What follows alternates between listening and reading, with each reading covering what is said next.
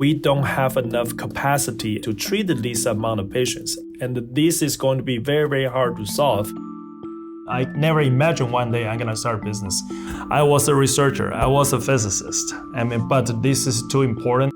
One thing I cannot stand is a patient are dying every single day while we have technology in our hand. That's just not right. My biggest inspiration for getting into nuclear medicine was really my father, who was a nuclear scientist, a nuclear physicist, and he also tragically passed away with cancer when I was 20 years old. My mom was diagnosed with breast cancer when I was in high school, so I was first inspired by my mom and her experience. In Theranostics specifically, it really goes toward those innovators and those that have laid the groundwork to where we are today. Dr. Saul Hertz with the first ever radioactive iodine, which can be used for both diagnosis as well as treatment. He actually started the field using iodine to make a diagnosis for the thyroid patients almost 80 years ago. I was really fascinated by this particular concept of applying targeted radiation for both imaging as well as treatment. I think in this field there's definitely several great pioneers. Dr. Alavi definitely conducted the very first a clinical PET in 1976. Dr. Michael Phelps developed the very first PET scanner, and then also Dr. Fowler, who synthesized the very first FDG. Years down the line, in the late 90s, Professor Krenning from the Netherlands, who was really the key, along with Professor Kwekeboom, who developed the peptide receptor radionuclide therapy. They really redefined the concept of theranostics as we knew at that time with the radioactive iodine.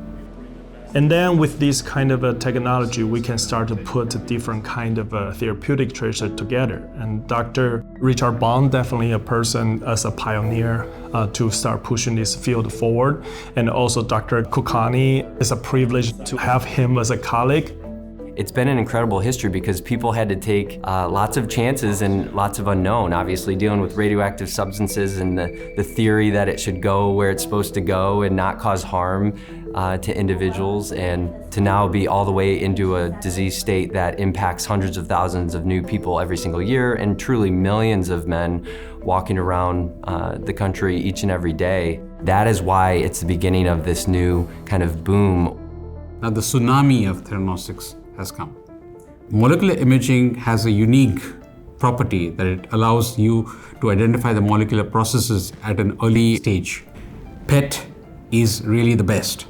You can actually track the journey of the radioactive targeted treatment or molecular targeted radiation therapy. We can use that information to decide how much dose we want to inject into you, and 24 hours after injection, use this cutting-edge, high-resolution, high-sensitivity SPECT-CT.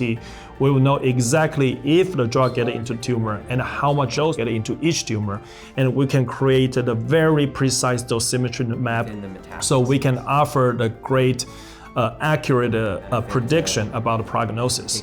The advantage of Theranostics approach for treatment is that you can get very precise. We can see what we are treating and we can treat what we are seeing. Because you are able to actually pinpoint the biodistribution of the tracer after the treatment by doing the post-therapeutic SPECT-CT imaging and identifying the targets by the pre-therapeutic PET-CT imaging.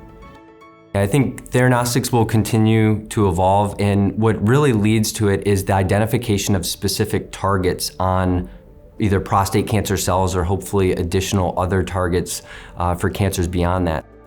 The tsunami is coming, the big wave is coming, and that's exactly what we're starting to see right now.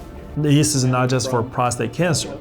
This also can be impacted to the neurological disease like Alzheimer, Parkinson, PTSD, CTE, depression. It's our job to work with each other to realize this kind of hope to the patients and make this accessible to them.